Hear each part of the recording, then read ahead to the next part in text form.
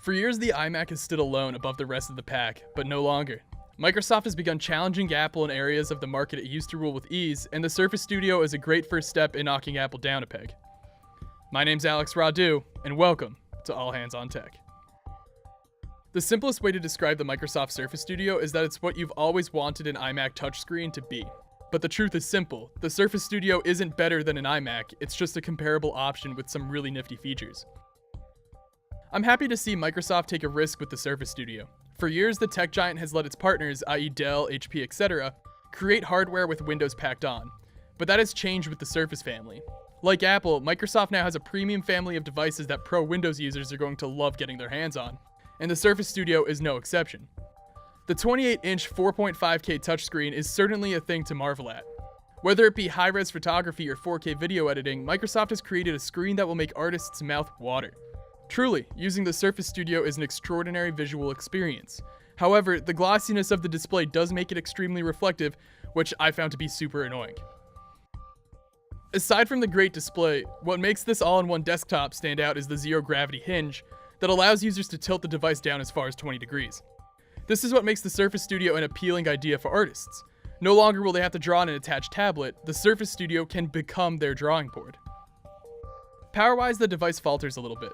The Surface Studio can be equipped with an Intel i7 core CPU, an NVIDIA GeForce GTX 980M GPU, plus 32 gigs of RAM, a 2TB hard drive, and 128 gigs of SSD storage. That's more than enough for the average user, but it will cost you over $5,000. I don't want to knock off too many points for these specs compared to the price, because the target audience here is artists, and these specs are more than capable of meeting that audience's demand, even if it is just a super expensive device. And don't worry about a lack of ports. Microsoft has you covered with 4 USB 3.0 ports, a full-size SD card reader, a gigabit Ethernet, and mini DisplayPort. A USB-C port is surely missed, and I would like to see at least one of those USB ports on the front of the base, instead of grouping them all in the back, but those are very small issues. To get a better idea of how the Surface Studio would play amongst artists and creators, we put the Surface Studio in the hands of our videographer Sam and graphic designer Mel. Both traditionally use iMacs in their everyday work environment. The feedback that was most apparent is how the Surface Studio doesn't change the game versus the iMac. Both Sam and Mel found that the experience is comparable, it just depends on whether or not you prefer the Mac or Windows operating system. In the graphic design department, the tilt is a fun addition, but it isn't a game-changing one, or at least it's not a big enough game changer to make it the sole reason to purchase the Surface Studio. The reflectiveness of the display came up again when speaking with Sam. He said it made it difficult for detailed work, and even while shooting this review, the blank screen looks like a mirror.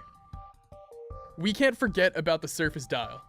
This hockey puck-like device can be used to pull up a radial menu that can perform generic Windows navigation like scrolling and controlling the volume on apps like Spotify. The dial gives the Surface Studio that special touch that makes it a worthwhile addition. You can drop it right onto the screen to change brush sizes, choose paint colors, etc., and this is just the beginning. Microsoft has opened the dial's API to the public, so expect more features for every app under the sun in the future. But the $100 dial doesn't come with the Studio. Sure, this is an extra accessory that you don't necessarily need, but it fits so perfectly with this new Microsoft device. The dial so obviously belongs to the Surface Studio, so it's a shame that it's stuck behind another $100 paywall.